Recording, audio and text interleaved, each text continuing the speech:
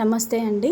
స్మూతీగా taste సూపర్గా ఉండేటువంటి ఇడ్లీలను మనము ఎలా తయారు చేయాలో చూసేద్దామండి. ముందుగా ఒక కప్పు మినపప్పుని వాష్ చేసుకొని నానబెట్టుకోవాలి. అలాగే ఒక కప్పు మినపప్పుకి 2 కప్పుల జొన్నలతో పాటు 1 స్పూన్ మెంతులు కూడా కలిపి 5 to 6 అవర్స్ వరకు నానబెట్టుకోవాలి.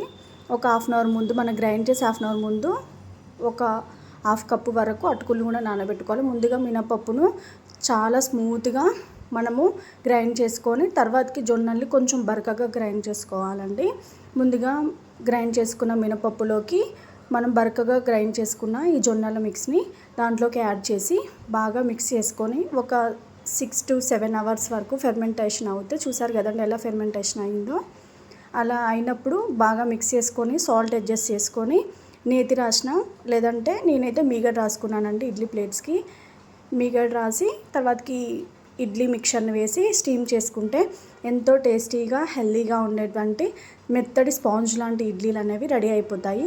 ఎప్పుడు రైస్ రవ్వలే కాకుండా ఇలా ఒకసారి ట్రై చేసి చూడండి, తప్పకుండా నచ్చుతుంది అండ్ హెల్తీ కూడా. Thanks for watching.